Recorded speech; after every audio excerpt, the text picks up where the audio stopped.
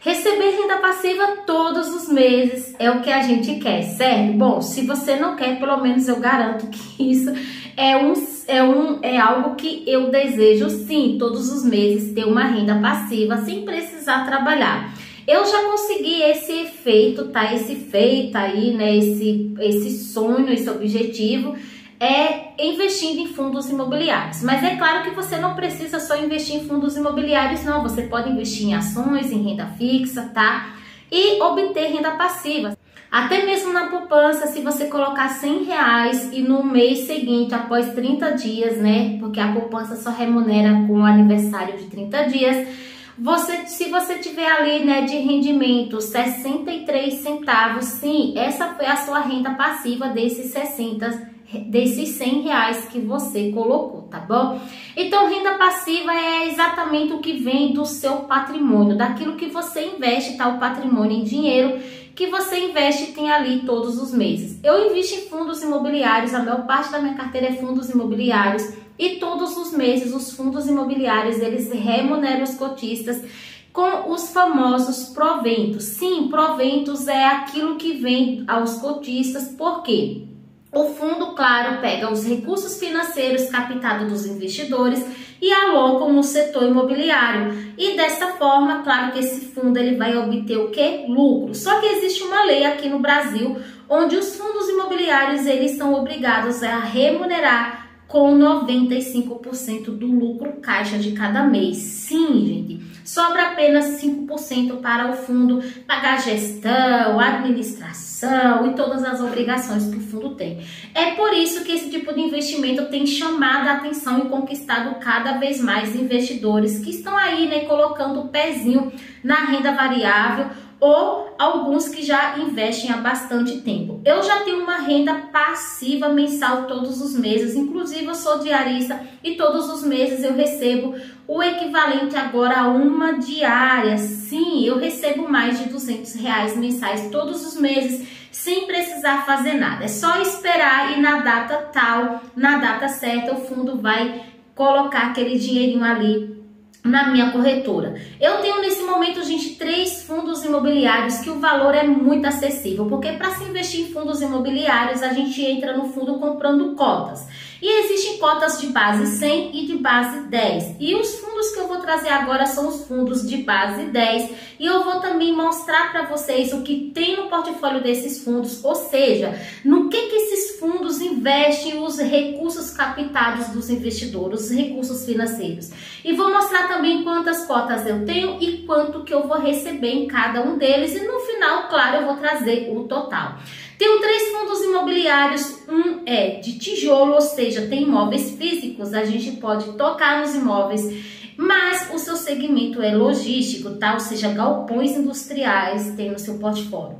Tem um outro fundo imobiliário que é o MXRF11, que é um fundo de papel, ou seja, em seu portfólio ele detém dívidas, tá? De devedores, né? E ele tem o direito ali de receber essas dívidas e os seus juros até o término dessa dívida. E tem também um terceiro fundo que é um FOF. Sim, é um fundo de fundos, ou seja, em seu portfólio ele vai ter ali outros fundos imobiliários. Então vamos para o primeiro deles, que é o MXRF11.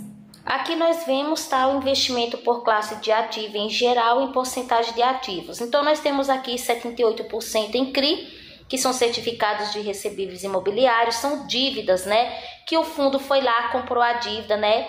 E tem o direito de receber não só a dívida, mas os juros que vem agregado a essa dívida. 6% está em permutas financeiras, que é quando o fundo entra colocando dinheiro, comprando um terreno, a incorporadora vai lá, constrói o empreendimento do zero e depois o fundo passa aí, né, a ter parte desse patrimônio, tá? Depois do empreendimento pronto. Tem 14% aí do patrimônio alocado em FIIs, né, em outros fundos imobiliários, ou seja, 14% aí em cotas de outros fundos imobiliários. E 2% está aí em caixa, provavelmente, com certeza, está alocado aí em renda fixa, tá? E agora o investimento por ativo, né, objetivo, tem aqui 48% em crédito corporativo, 25% comercial, 24% residencial e 2% continua em caixa.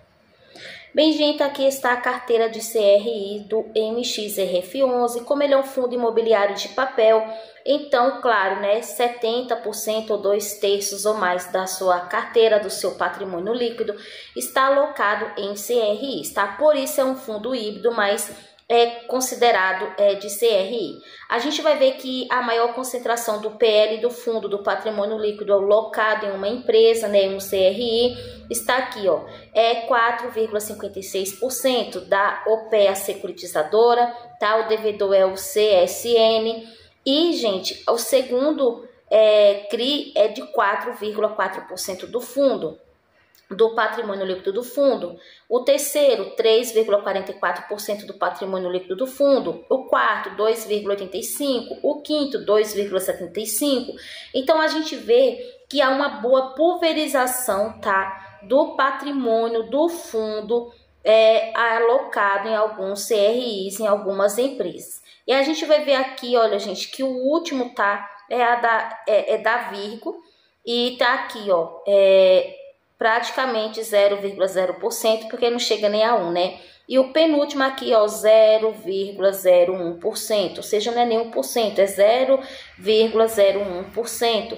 Então, a gente vai vendo aqui, gente, né, quanto que é bem diluído aqui o PL do fundo. E isso, gente, diminui o risco. Por quê?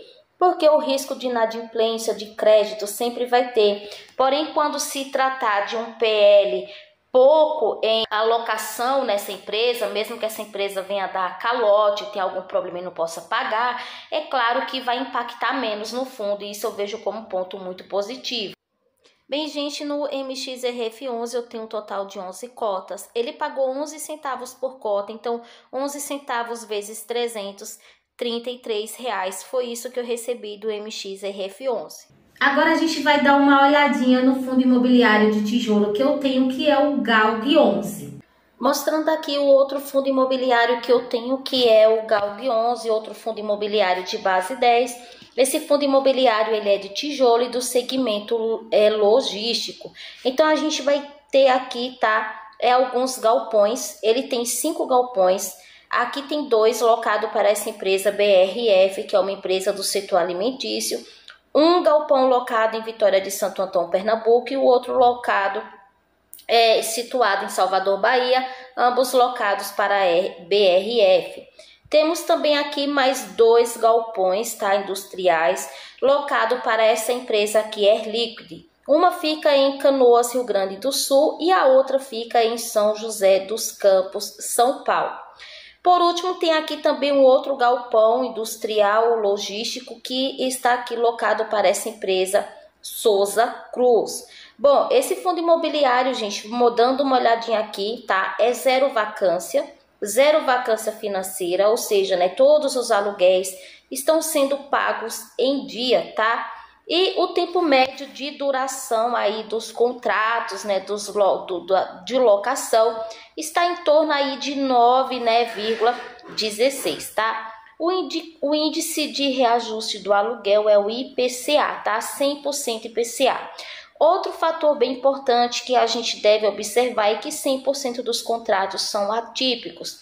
Isso quer dizer que se o inquilino ele sair antes, tá? Ele tem que pagar aí 100% remanescente dos meses, né, que faltavam aí até o término do contrato. E isso é bom? Sim, é muito bom, porque isso é uma garantia não só para o fundo imobiliário, mas para quem, né, é cotista do fundo, tá? Trazendo uma garantia aí a mais. Inclusive, se o locatário quiser sair antes, ele pode sair, pagar todo o remanescente, e aí ficam 2 vantagens para o fundo, né? Fica o imóvel locado, ele pode locar novamente para outro inquilino, e 100% do valor, né, até o final do término, ele vai receber antecipadamente. Do fundo imobiliário GALG 11, que é o fundo de tijolo segmento logístico, eu tenho 377 cotas e recebi um total aí de R$ 31,66. Esse fundo imobiliário pagou um total aí por cota de 0,084 avos, né? Então, total aí R$ 31,66. Bom, gente, vocês viram que o fundo imobiliário GALG 11, ele tem aí seu portfólio 5 imóveis, 5 galpões logísticos, empresas aí consolidadas no mercado. E outra coisa muito importante que a gente pode ver é que os contratos são atípicos, não tem vacância nem financeira nem física, e o tempo médio do tempo de locação desses contratos aí passam de 9 anos. Agora a gente vai dar uma olhadinha aí nos fundos imobiliários, né, que compõem a carteira do KIZU 11, que é o fundo imobiliário FOF, tá? O fundo de fundos. Agora mostrando, gente, os ativos aqui, tá? Que compõem a carteira, né, do KIZU 11, que é um fundo imobiliário, né, de fundos, ou seja, um FOF, é um fundo de fundos. E claro que na sua carteira ele vai ter o quê, né? Basicamente outros fundos imobiliários. Então a gente vê aqui, né, alguns ativos, tá? Que ele tem na sua carteira, como BBP11, BRC11, BRCR11. Tem vários, eu vou só apenas ver aqui se eu tenho algum deles, tá? Bom, eu já percebi aqui que eu tenho esse aqui, o IRDM11. E desse outro, nesse outro print aqui, eu devo ter alguns sim, tá? Tem o MXRF11, o TIGAR11, o VRTA11. Pronto. 4 fundos imobiliários que eu tenho no meu portfólio e que também tem aqui na carteira do KIZU 11, que é um fundo imobiliário FOF, tá? Bem, gente, no KIZU 11 eu estou com 172 cotas. Ele paga aí um total entre 0,07 centavos, 0,07 centavos e meio. O fato é que nesse mês eu vou receber dele, já recebi na verdade R$ 12,90 por essas 172 cotas. Bem, gente, esses 3 fundos imobiliários me renderam um total aí de R$ 77,56. E para mim, gente, é uma boa renda passiva sim, tá? Tá quase aí chegando, né, na metade de uma diária minha, esses 3 fundos imobiliários. E é claro que todos os meses eu tento aí aportar, pessoal, nesses fundos para aumentar cada vez mais a renda passiva vindo a partir desses fundos e aumentar, claro, né, a minha renda passiva num todo. Esse foi o vídeo de hoje, espero que vocês tenham gostado, quis dividir com vocês, porque sim, fundos de base 10 pode sim ser uma boa opção para começar a investir. É claro, isso não é uma recomendação de compra nem de venda de ativos e você tem que saber que renda variável tem mais risco do que a renda fixa, tá? E renda fixa também rende e aqui no Brasil rende bem, hein? Tchau, gente, até a próxima e que Deus abençoe as nossas vidas, a nossa saúde, a nossa família e os nossos investimentos também.